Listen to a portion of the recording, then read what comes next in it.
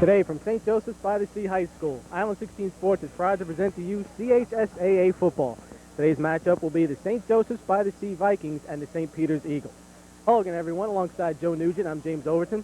And Joe, when we first did our schedule and I looked at the games that we were going to do this year, two jumped off the page and smacked me in the face right away. The rematch of the city championship between Tottenville and Curtis and today's game. Yeah, well, this has become, it's been strange, James, because in a short history, you would think that once C and Peters got football programs, that the rivalries with Farrell would become the most intense and the most bitter because of Farrell's long tradition. But for some reason, this has become like a North Shore, South Shore thing, where these two schools really like to get on against each other. They've played several times already. They played twice last year, and Peters beat C in a 3-0 in a Mud Bowl playoff game. So the feelings are really high, and they're going to be running high today. Well, first, let's talk about the home team. We've got the Vikings and their head coach, Joe Ryan.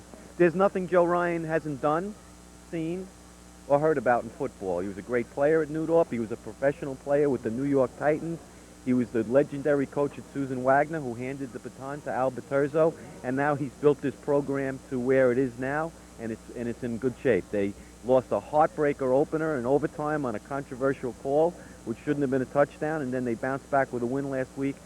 Joe Ryan's done it all. He's seen it all. He loves big games. I'm sure he's looking forward to today as much as we are.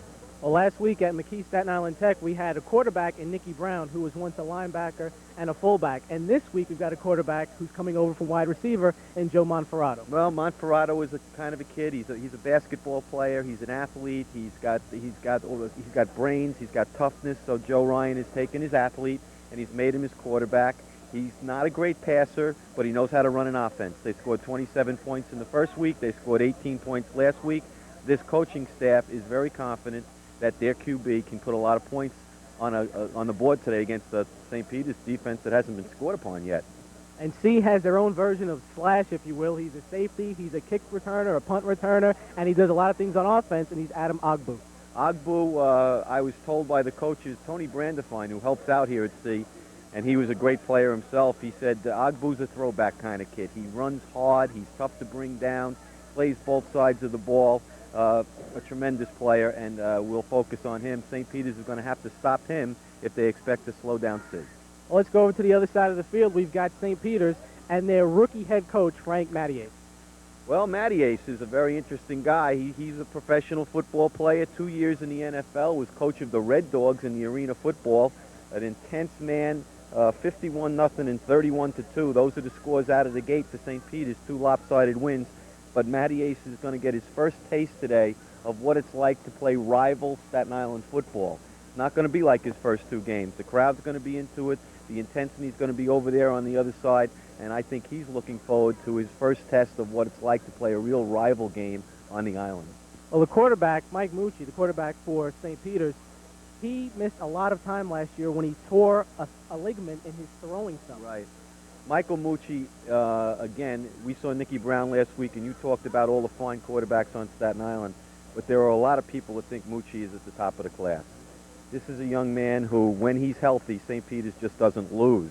And he came back last year after being injured most of the time, engineered the victory over Farrell in the playoffs. He's gotten off to a great start this year. This is a young man who throws the javelin over 200 feet and doesn't even know what he's doing yet.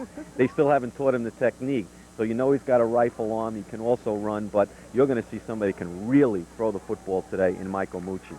And when they want to put the ball on the ground, they've got a guy, Rob Bucelato, who's basically carried the ball many times for them, and he's done a tremendous job this year. Bucelato thrown into the brink. Larry Marinelli is the star of this team, the star running back, but Larry's been hurt with a bad shoulder. We expect him to get some time today, but Bucelato's done so well in Marinelli's stead that Mattiace now has 2 stars on his hands. Like I said, when you've outscored opponents 82-2 in your first 2 games, there's not much to be unhappy about. So we'll see today whether this St. Peter's team is for real and among the city elite, or when they first face their real test against a real good team, whether they come back to earth a little bit. Well, Joe, the crowd's starting to come in. The players are starting to come out. It's time for us to go over to the booth. Everybody at home, get yourself a comfortable chair. It's going to be fun today. We're going to have a quick timeout. When we come back, we'll have the starting lineups and the opening kickoff to today's game. St. Peter's and C on Island 16. Don't go away.